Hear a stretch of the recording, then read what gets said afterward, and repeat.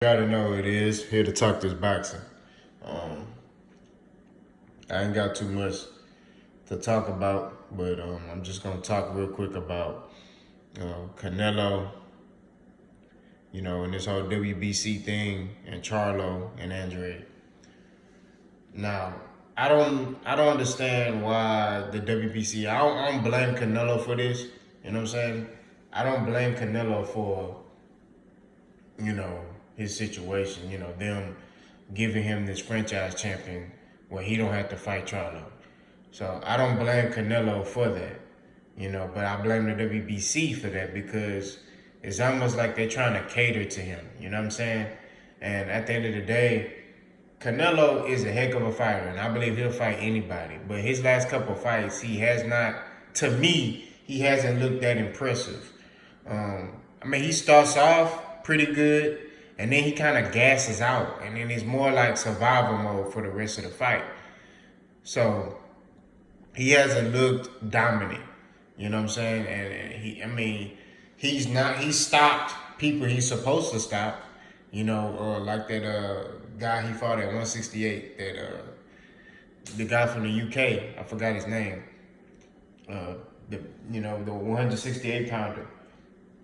He stopped him, but that dude wasn't really like, he was a champion, but he wasn't a threat, basically what I'm saying. So at the end of the day, when you analyze the circumstances, when you look at Canelo's past couple fights, he fought Golovkin the first time, which you could argue and say, okay, it was a draw, or Canelo won, or Golovkin won. The second time, you could say Canelo won. He took the fight to Golovkin. And then after that, he fought the dude. I think he stopped the dude at 168. And then he went on to fight other fights. I think he fought who did he fight after that? Jacobs. So,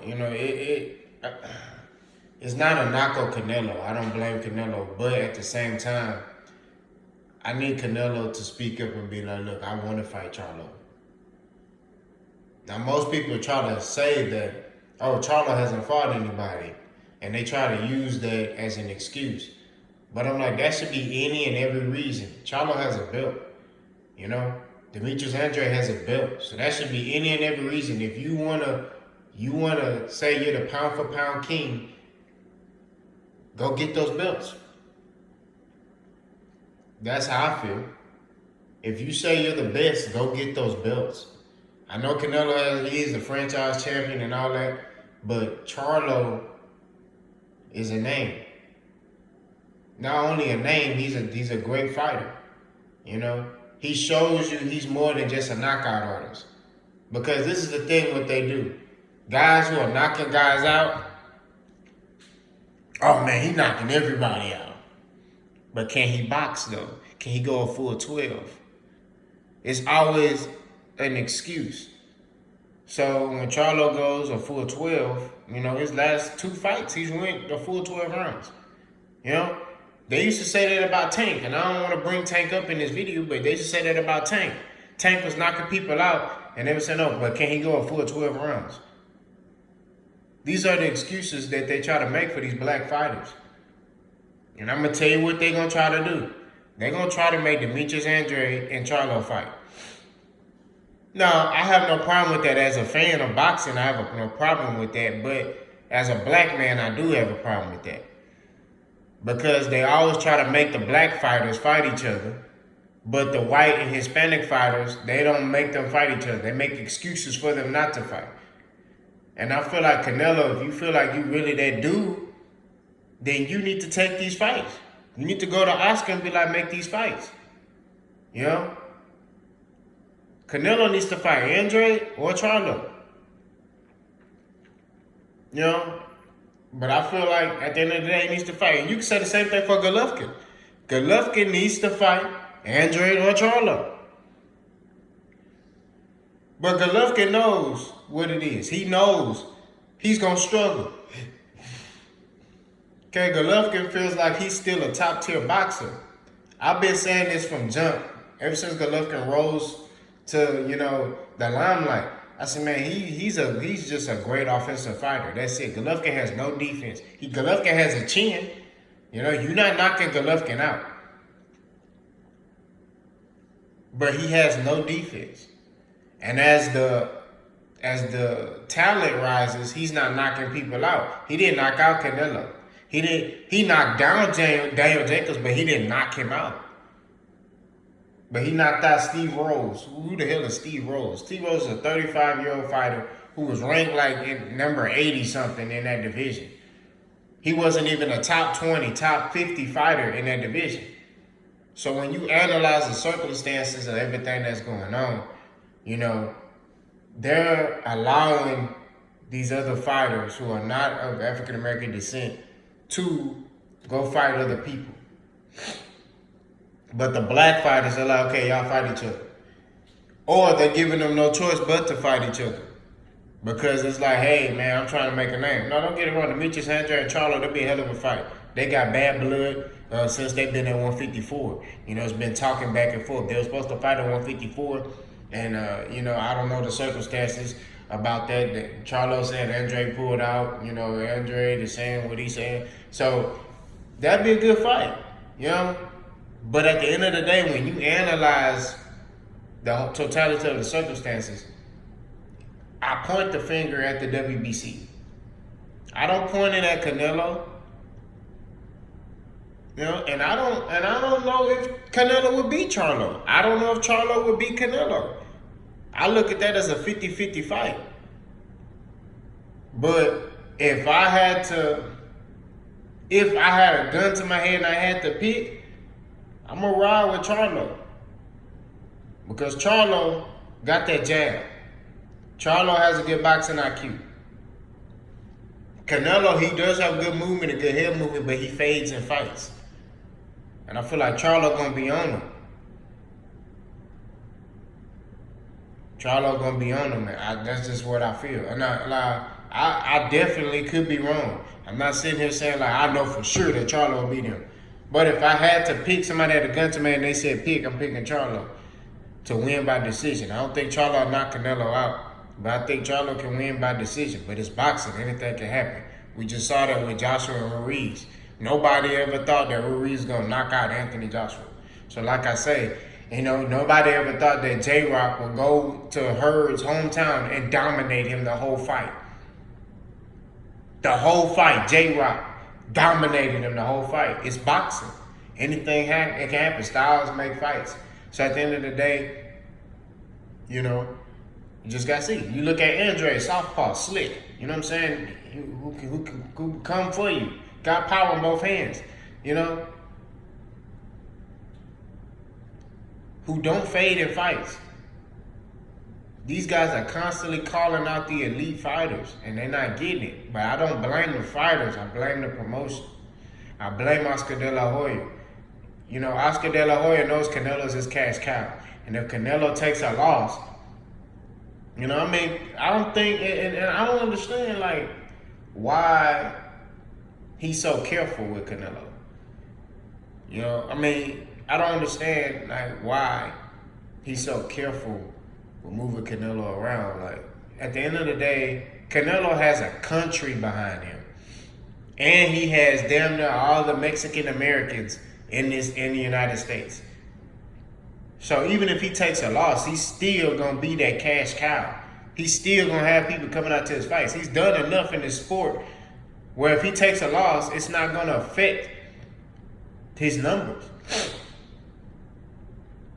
Now, it may affect him as far as his purse, but he's signed to DAZN. He's got, what, 11 fight deal. He's going to get the same amount each fight?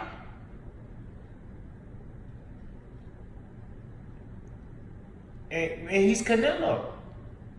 So I don't understand why De La Hoya is moving him, you know, how he's moving him. You need to put Canelo in there. If he says he's the best, you need to put him in there with Charlo. You need to put him in there with Andre. That's the last two mountains left in 160. You beat Daniel Jacobs. You know, I thought the fight was closer than what they had it. I thought it could have been a draw. I didn't see Canelo like dominating Jacobs. I thought it was close. But when you analyze the totality of the circumstances dealing with Canelo, they are moving him so he can't take a loss.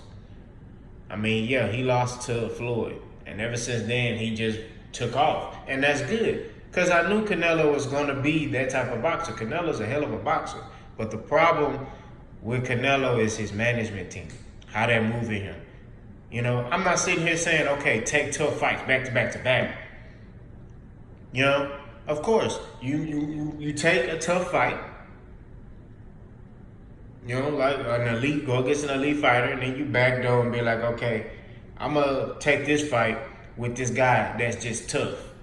You know, who's gonna be hard to get out of there? Who's gonna, you know, who I'm gonna have to dig deep for. You know, against that elite fighter, you gotta bring everything. But against this tough fighter who's gonna keep coming, you know, who may not be as skilled, he's just tough. He just gonna keep coming.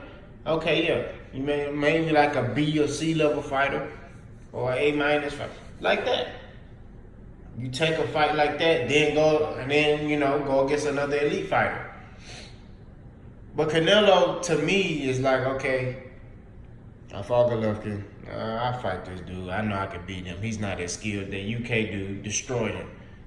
I mean, he destroyed that dude. It was ridiculous. Destroyed him to the body. Just he wasn't even supposed to be in there, and Canelo basically did what you're supposed to do. Somebody not supposed to be in the ring with you, you get them out of there. But my thing is that they need to be fair across the board. You know what I'm saying? If Canelo, if y'all gonna make Charlo have no choice but to fight Andre. And Canelo just gonna go scot-free.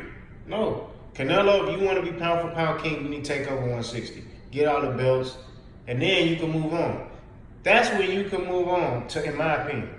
But I think what they're trying to do is they're trying to follow Floyd Mayweather's game plan. But the difference is Floyd conquered divisions for a long time.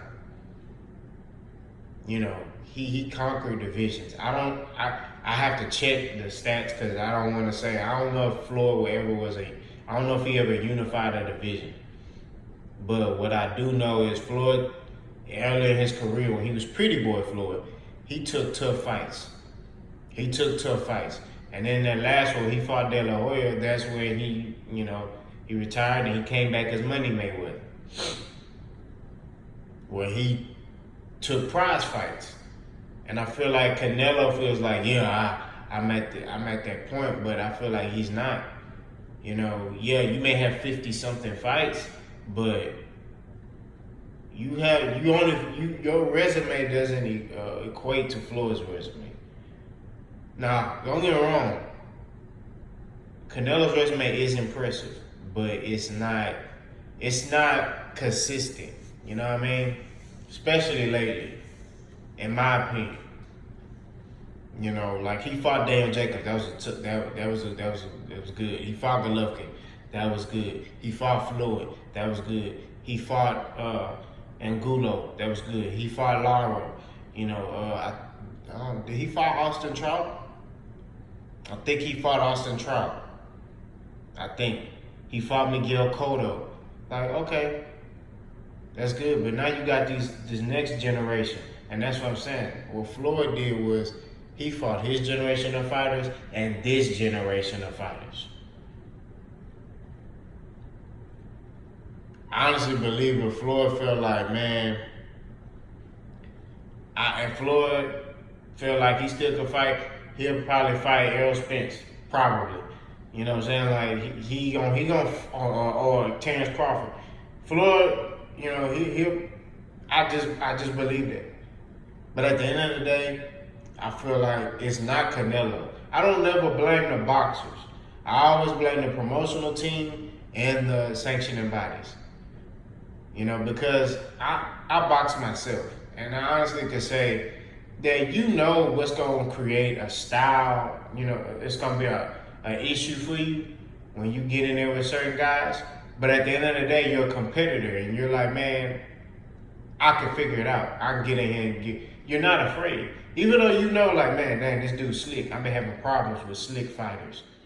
I'm still gonna get in there with him because this may help me. Hey, I eventually got to solve this riddle, so let me get in there with this dude and figure out what I need to do.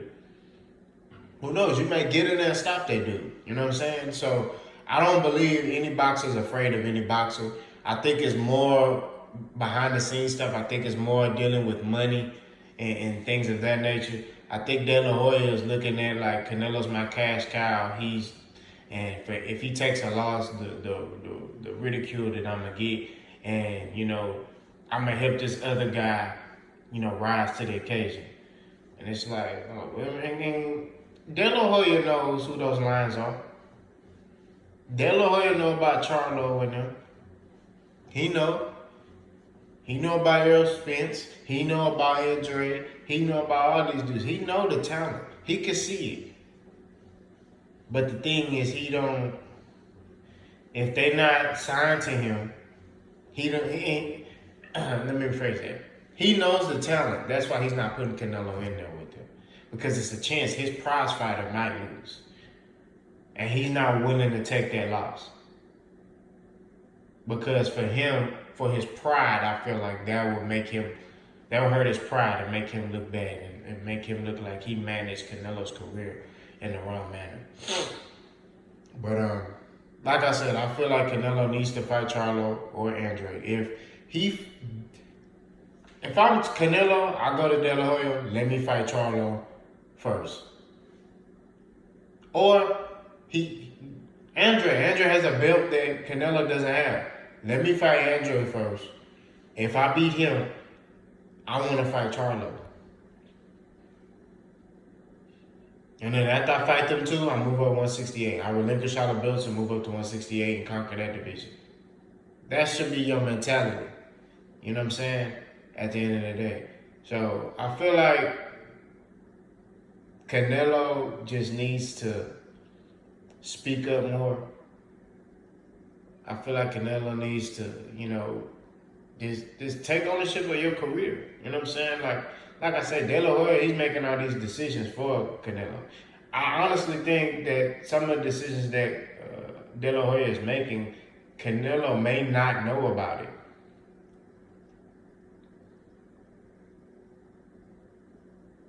Until after the fact. It's like De La Hoya's doing an interview, and he may be like, somebody may ask, when he fight Charlo? We'll see. It's in the works. I honestly believe Canelo will fight anybody. I believe that. But I do think that Oscar De La Hoya is in his ear. And he's like, hey man, we need to draw this out. Just like they said he's trying to fight Sergey Kovalev. Which is a dangerous fight for him, but you're moving up from 160 to 175. Which is what Canelo gonna do. He's very strategic. De La Hoya and Canelo are strategic. And this is why I say they're gonna do, and they learned this from Floyd. They're gonna probably do a catch weight with Sergey Kovalev. Which Sergey Kovalev struggles with stamina, right? Canelo struggles with stamina too, but he'll be quicker than Kovalev. If, let's say he be like, all right, I want you to get down to like 171 or 172. I feel like that'll hurt Sergey Kovalev. Because now he's got to suck himself down to 172 and try to make that. So he's going to be dehydrated. He ain't going to be able to move as fast. He may not have a lot of sting on his punches. And Canelo just going to be eating them up. Because Canelo, he going to be fresh. He probably walk around at 170. You know what I'm saying? 170, 180. So, but, it's nothing for him to, he gonna be fresh. Kovalev gonna have to suck himself down and try to fight at this catch weight. Now that's what I think what happened to Julio Cesar Chavez Jr. I think he fought him at like 164 or 165 or something like that. at a catch weight. And it's like, man, they know what they doing, man. They gonna fight Sergey Kovalev just to be, you know, for the prize fight.